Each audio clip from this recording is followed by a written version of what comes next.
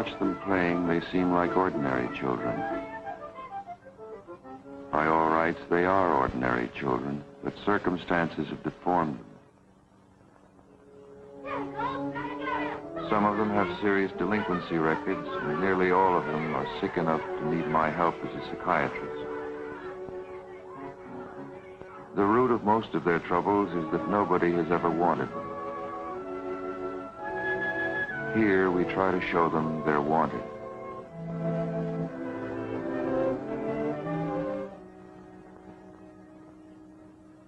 This is the story of one of these 80 boys, Donald Peters, 10 years old. How he lost his way, and how at last he began to find it. We learned his story very slowly, by bits and pieces. But we'll try to tell it as it happened to Donald, secretly in his loneliness, in a lost child's bewilderment.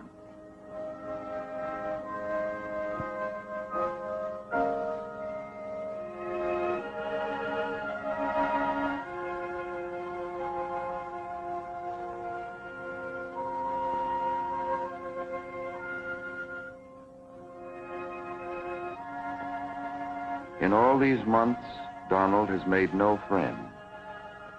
We have never seen him smile. He has hardly spoken. He is one of the quiet ones.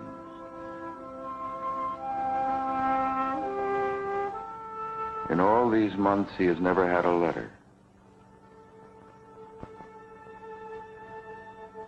But he is learning to endure disappointment. He used to hide himself to suffer. Now he wants me to know he is unhappy. This boy wants all my attention. At his stage, they're painfully jealous. If Donald's ever lucky enough to open up, he'll have to go through that too.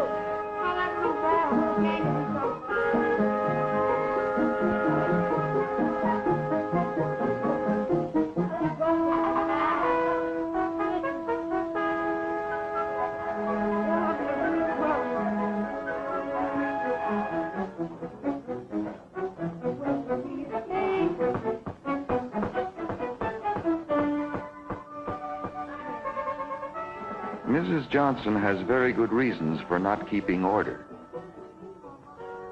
Her boys are very backward in their reading, as in all their study.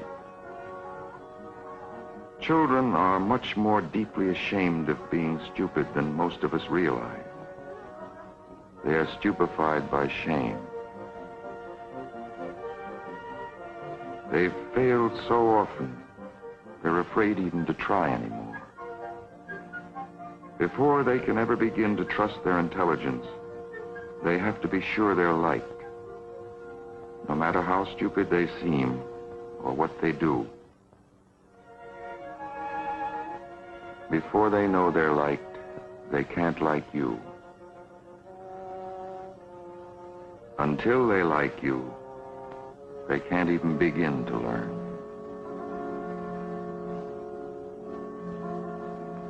Donald has never learned to read a word. But here, seeing and hearing simple words one at a time, with nobody hurrying him, or scolding or jeering at him, Donald will learn to read. But not for a while yet. For just such a word as baby arouses a deep turmoil of feelings, and behind the feelings rise memories which still hold him in terrible hunger and hatred.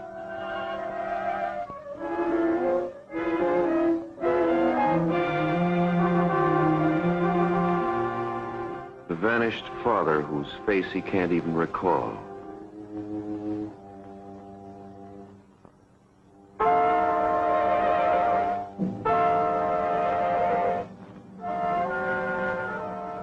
The mother who has no room for him in her life.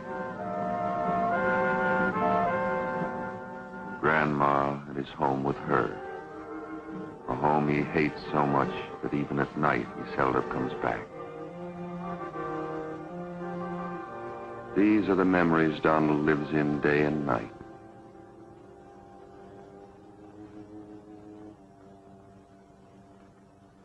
As early on that morning, Grandma is out looking for him again, wherever he may be hiding himself this time.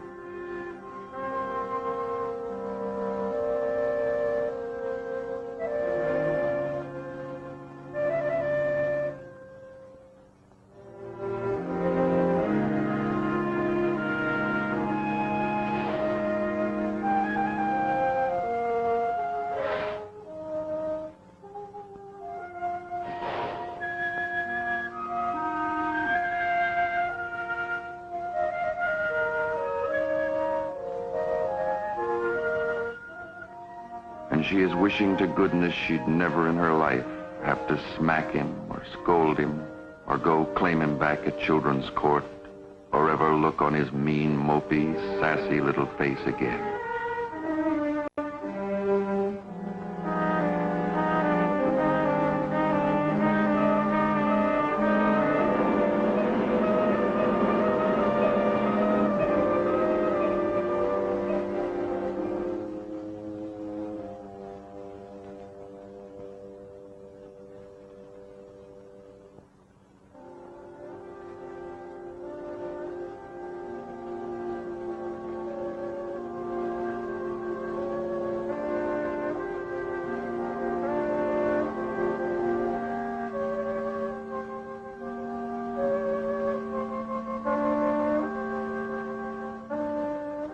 That's how a day begins.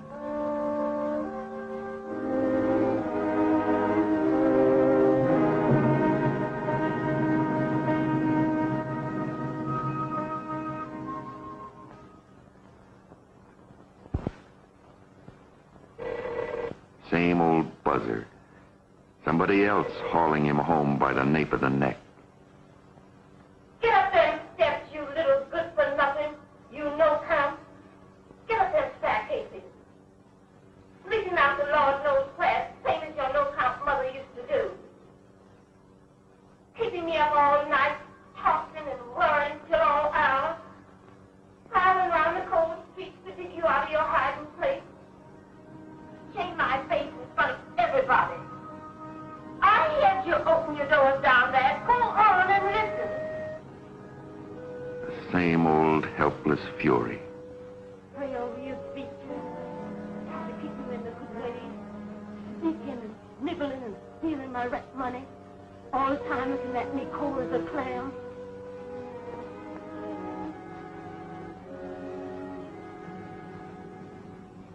Bad blood, like I always said. And I know who you've got it from.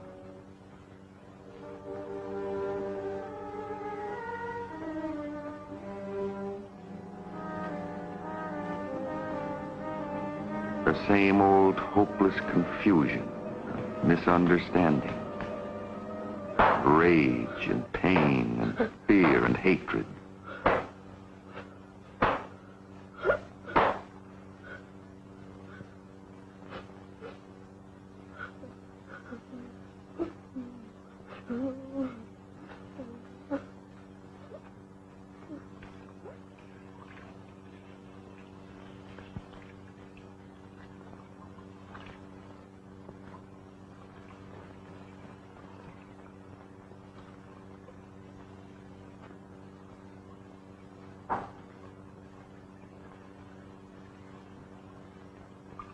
And the sick quiet that follows violence.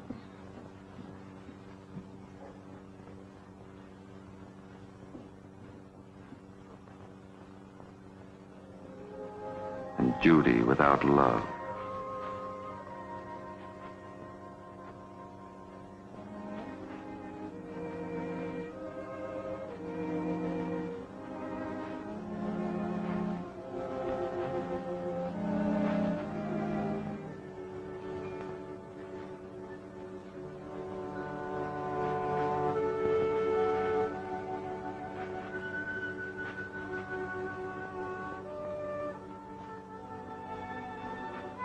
peacemaking that fails.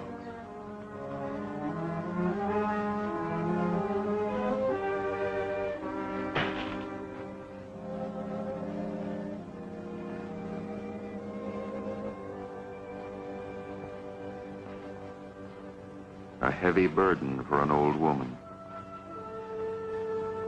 A heavy burden for a little boy. That's the way it keeps on going.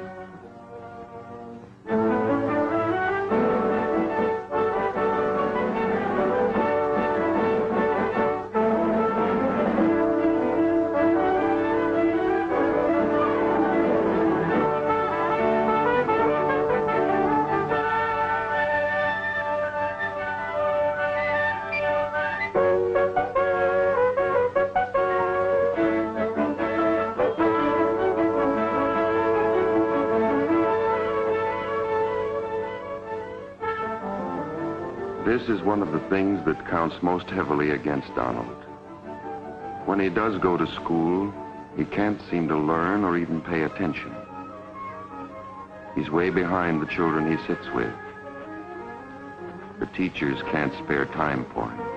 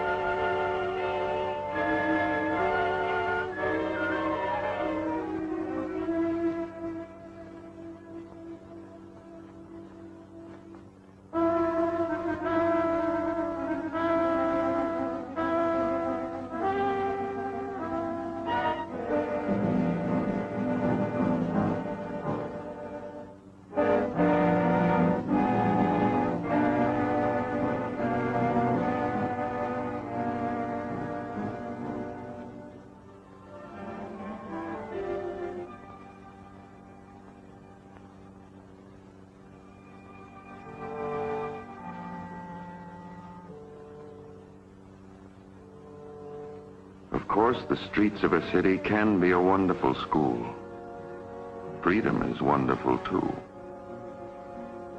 But if you're as lonely as Donald is, all you learn is more loneliness. And Donald's kind of freedom is solitary confinement.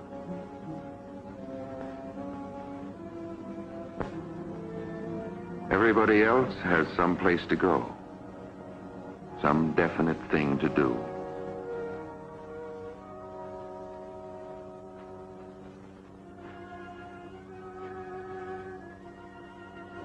And after a while, you even want to go home.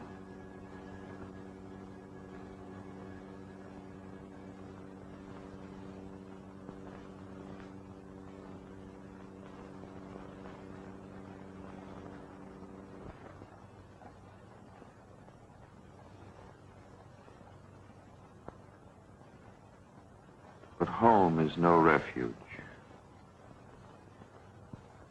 Home is a place of unutterable boredom, sadness, wild daydreams, vengefulness, rebellion.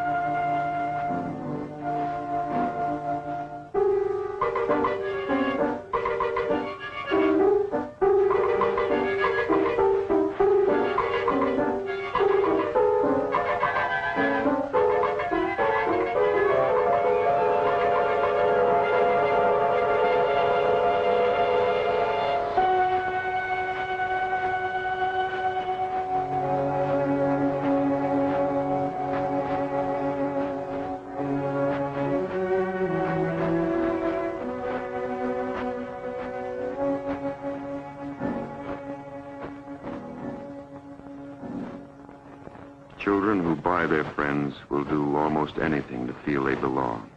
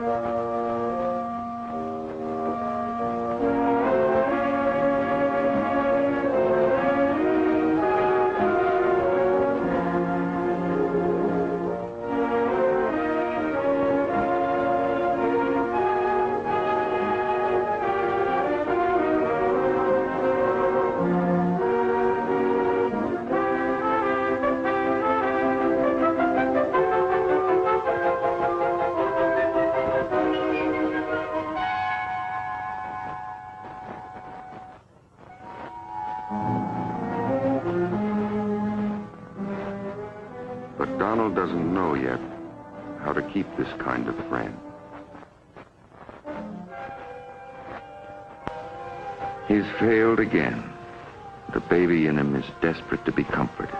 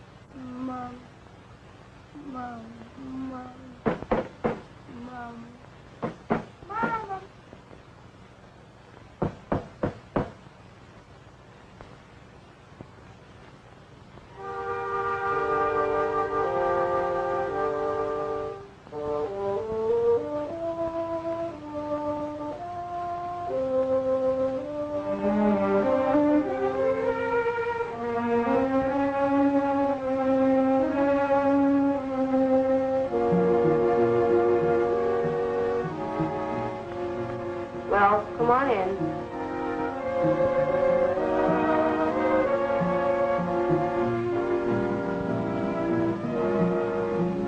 It smells like home, but it's no home for you. Are you coming back in here or not?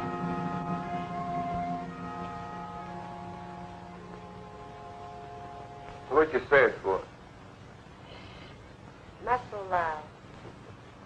Don't shush me. You can't even talk in your own place. What'd you say it for then? I didn't mean it like you took it. What'd you say it for then? I didn't say it like you took it for. Like I took it for. All I know is you said it. Say a thing like that, I think I'd take it. This isn't swallowed. That it? You want that? Because if that's what you're looking for, you better look someplace else.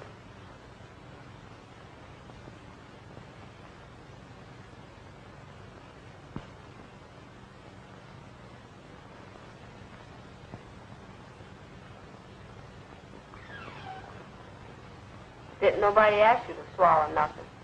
Don't give me that stuff. Wasn't trying to give you no stuff. What you call it? Don't call it nothing.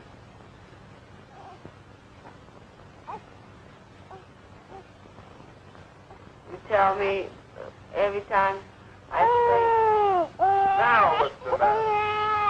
leave the baby alone. What's your pencil for?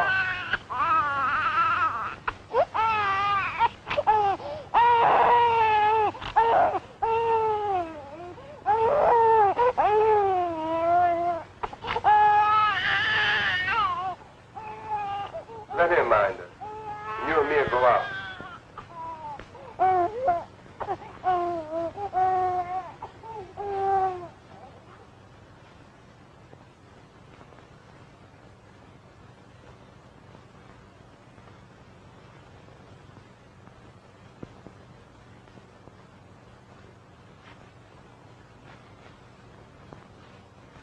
Doggone it, woman, where's my necktie?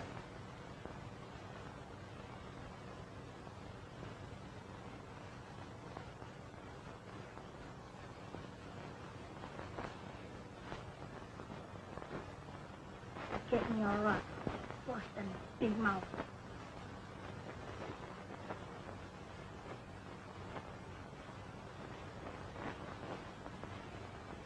Come on if you're coming.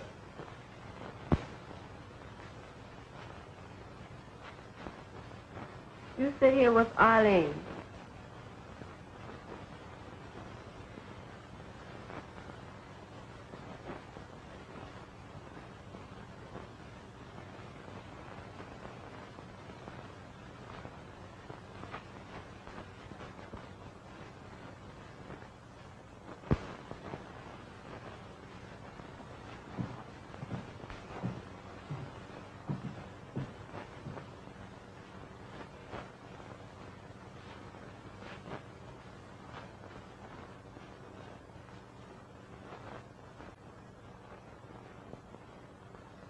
Have you got something to give the kids?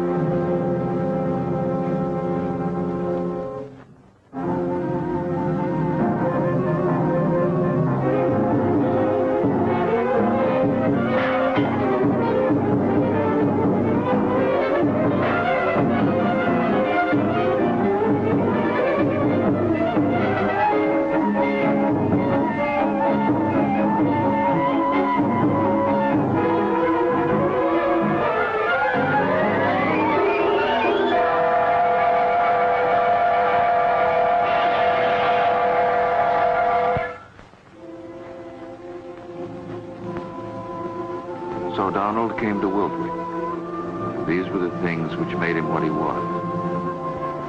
Months after he saw the last of his people, he was still paralyzed by his memories.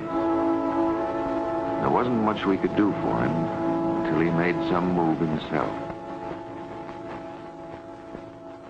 Once every year at Wiltwyck, there's a pretty thick run of fish. If you're good at it, you can just knock them on the head.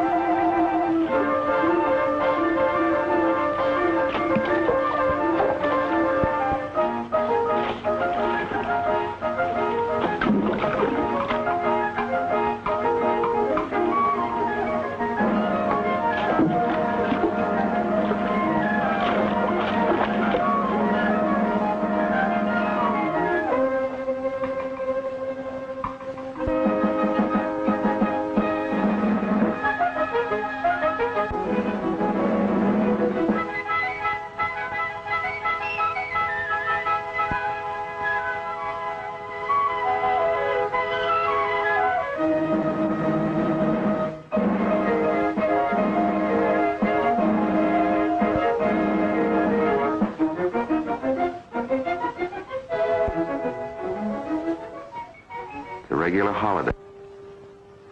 For days now, very shyly, Donald had been watching a new counselor named Clarence. Only watching and very shyly. For children of Donald's kind have a desperate terror of rejection. But now at last, against all that terror, in front of everybody, Donald took the greatest risk of his life and made the first friend of his life.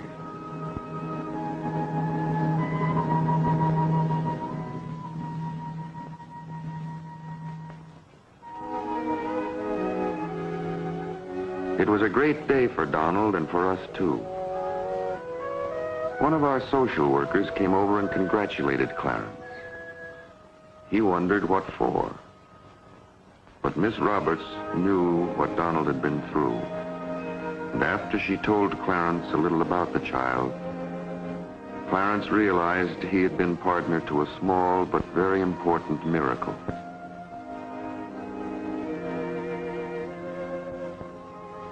From then on, Donald was as touchy as a boil. Children always are when their affections begin to be stirred up. He was touchiest of all toward his new friend.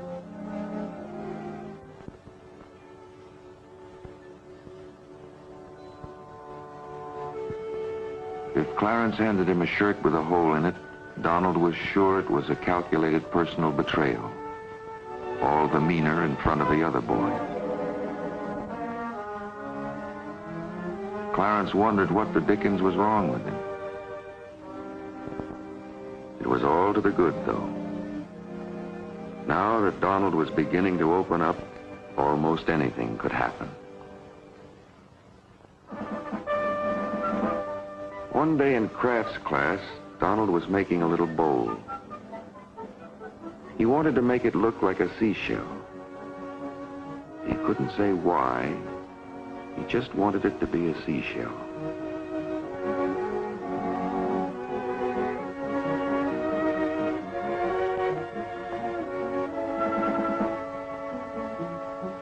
Donald seemed to be doing fine. Suddenly, the hands that were working in the damp clay of the unborn shell drew him into a deep quicksand.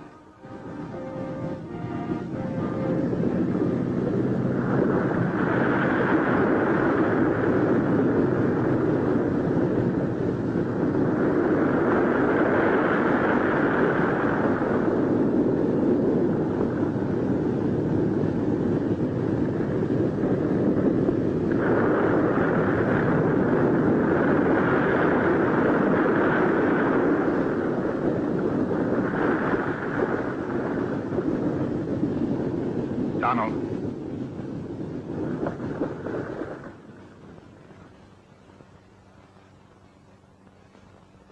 Donald. What's the trouble? Okay. Try it again.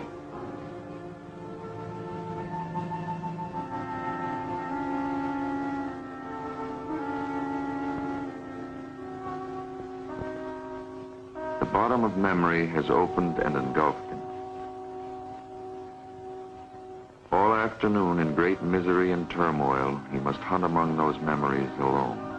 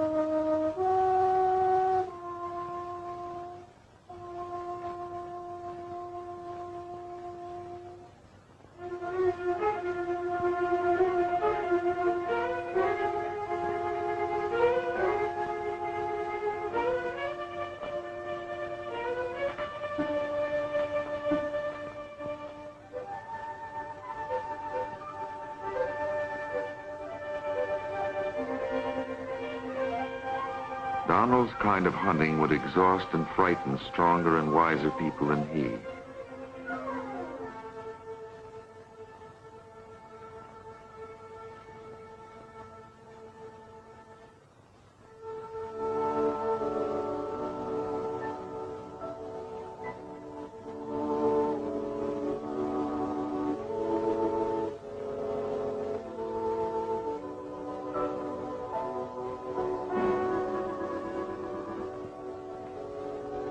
In the past, when he was in trouble, Donald had nobody to turn to.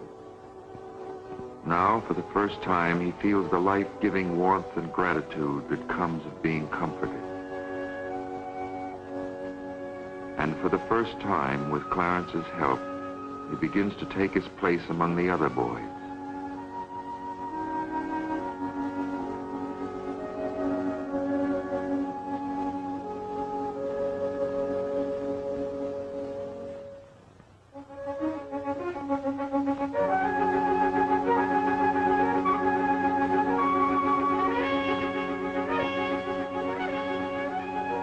Even his failure with the shell is the beginning of a victory.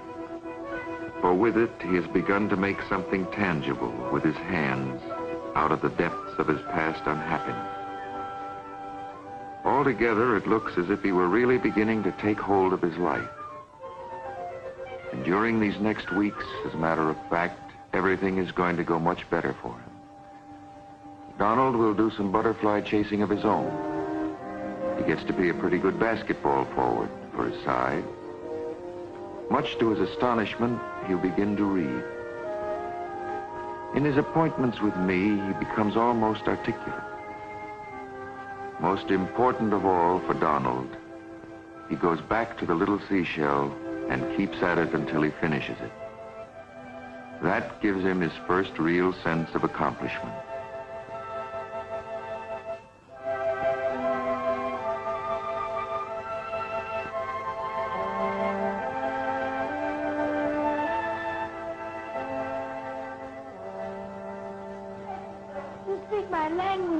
By now, he seems to have become very much a part of the life here.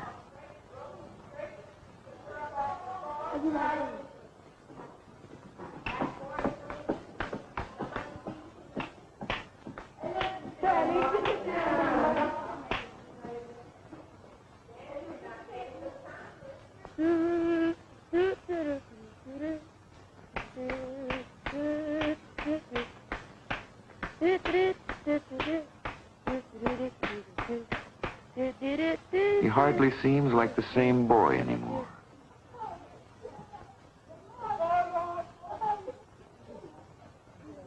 But he isn't well yet by any means.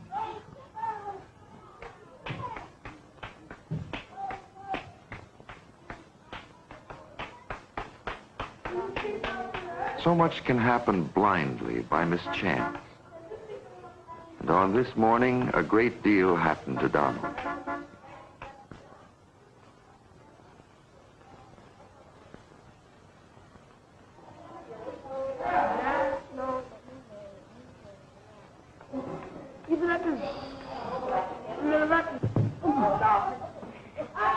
When he saw that Miss Roberts was driving into town, Donald suddenly realized whom he had made the bowl for. Come on, give on. Give one left and a right there. I'll take it. Come on, round this side. Come on, give it to him. Turkey. Don't be yellow, give it to him. He had made it for his mother. And now it was on its way. But it was only on its way to my office. Hey, what's going on here? You can't fight like that. Oh, you want to fight, we'll do it right. Oh, okay, let's count it out. Let's go. Oh, why you... I get you.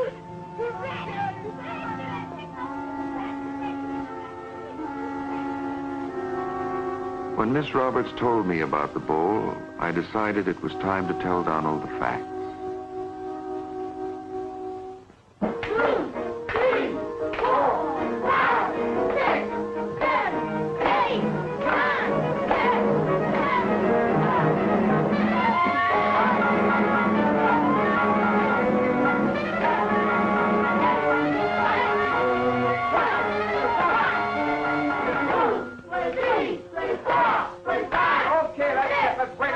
That's it. Hey, who's the hell body with your I'm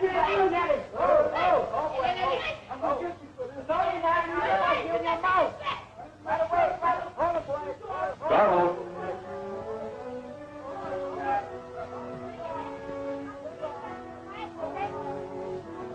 Donald's mother had disappeared. Not even his grandmother knew where she was.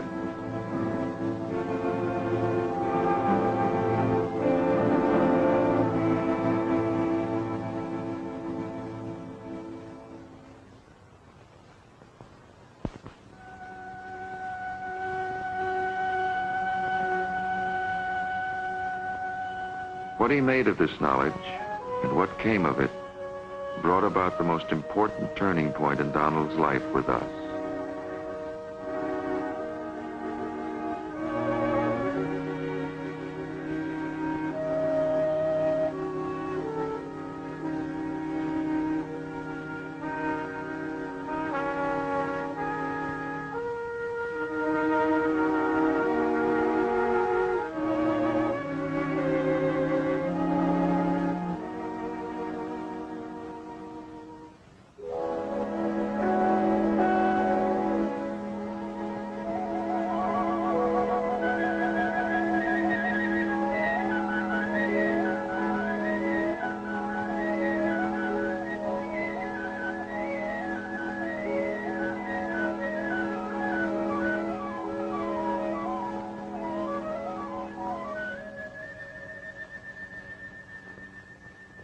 What Donald is trying to do takes a lot of courage, a strong will towards reality and life, to suffer the uprooting of the dearest thing you have known and try to transplant your affections,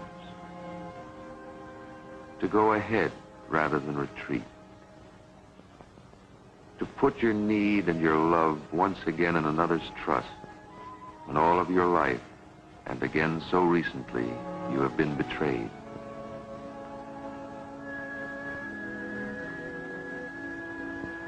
Donald has come a long way with us, thanks largely to his friendship with Clarence, a long way.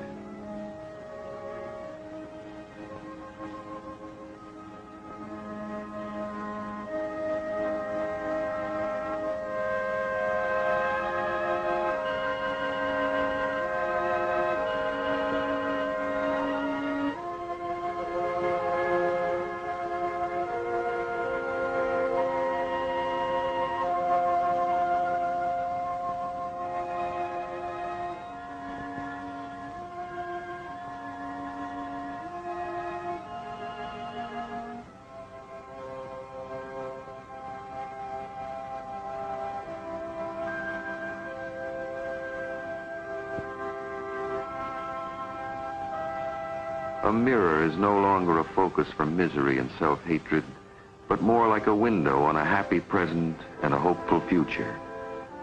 An image of a happy child, of the man he hopes to be like.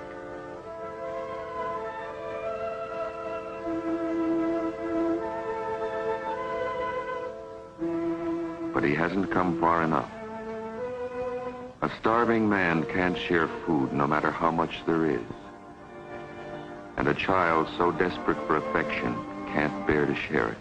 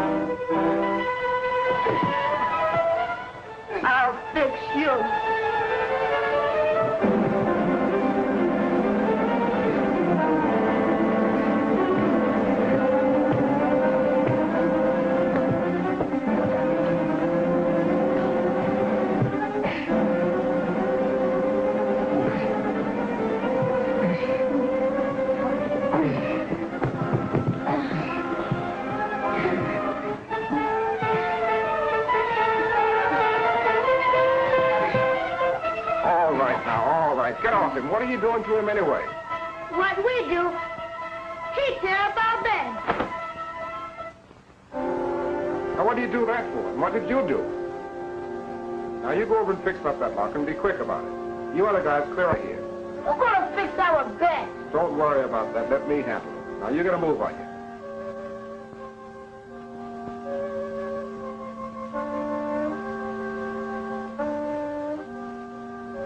Now, Donald, you fix back those beds.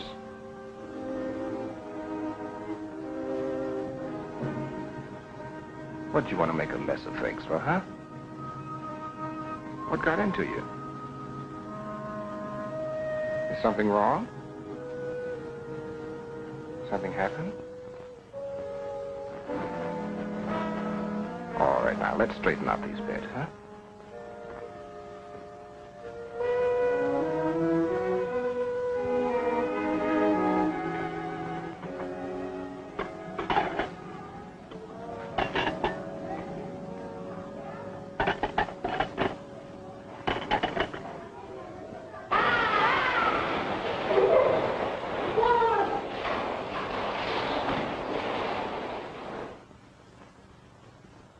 It was a question whether Donald needed more to talk out whatever was disturbing him or live it out first. The director and I agreed we'd better give him a chance to work it out his own way.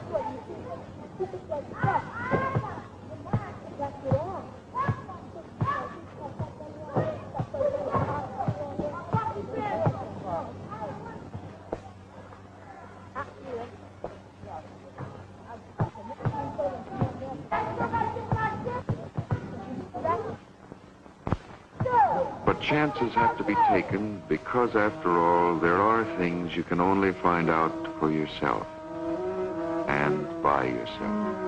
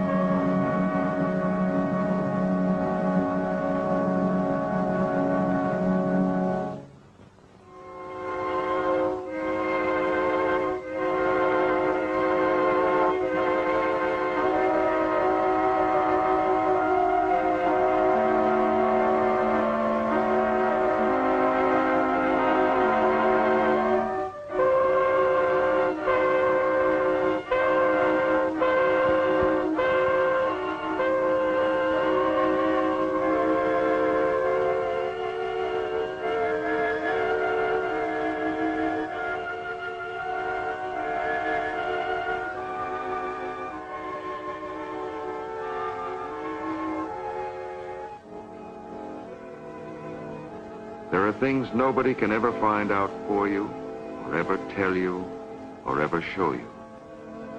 They're too deep inside you.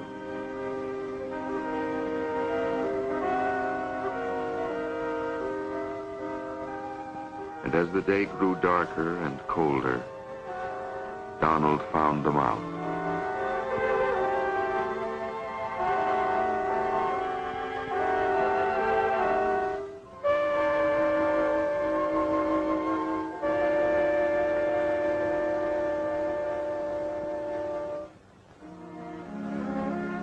He saw his mother and all that he wished of her and could never hope for.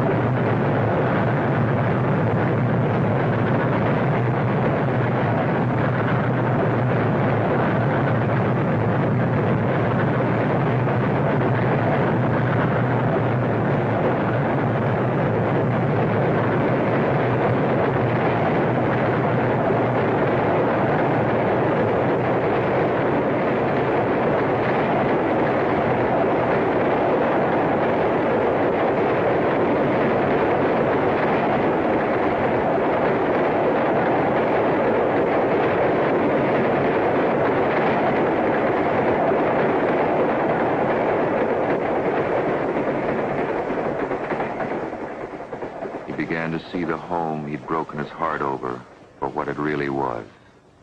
And seeing that, accepting that, his own spirit began to come of age.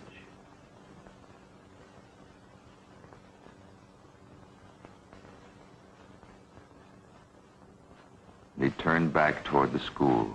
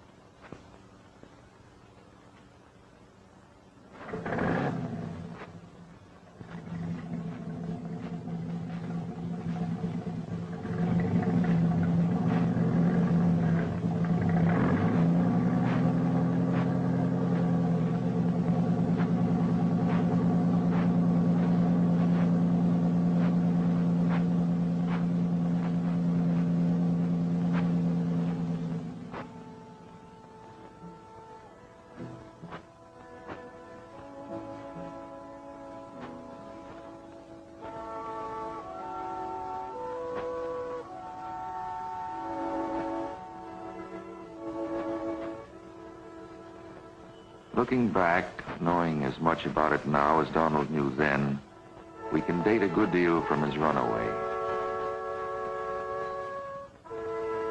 When he gave back the lighter, he didn't only begin to put an end to his stealing. He gave back his extravagant emotional claims on Clarence, his extreme hypersensitive jealousy.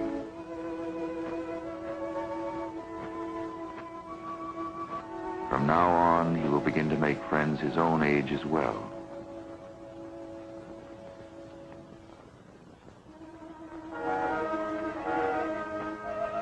With his experience on the tracks, the baby in Donald began to die. The child was born. He will still suffer in remembrance of his people, but he is less liable than before to enshrine an unreality.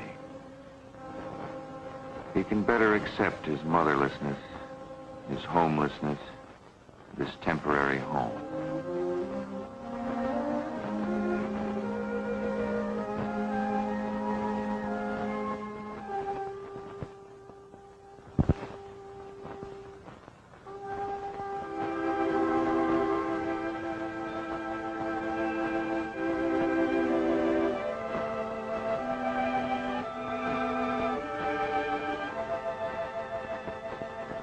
There is no happy ending to Donald's story. The happiest thing we can say is that the worst of his loneliness, the loneliness that paralyzes and kills, is ended. We can help him now. Now that he's begun to make peace with his past, begins to feel at home in the present, we can help him to equip himself against the future.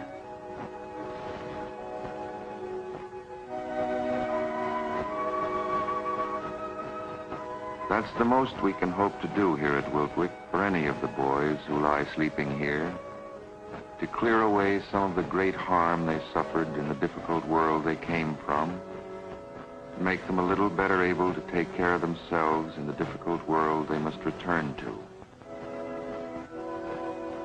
A little better able to live usefully and generously in that world. A little better able to care for the children they will have than their parents were to care for them. Lest the generations of those maimed in childhood, each making the next in its own image, create upon the darkness, like mirrors locked face to face, an infinite corridor of despair.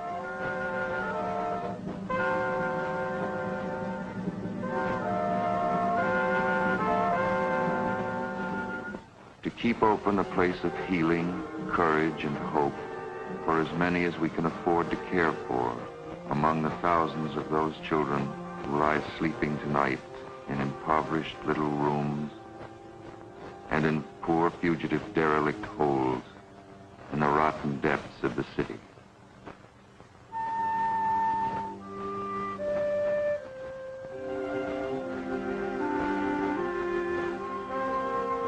Whom poverty, bewilderment, anger, pride, fear, lovelessness may drive into sickness and into crime,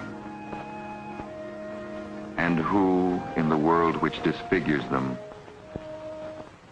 cannot be cared for and are not wanted.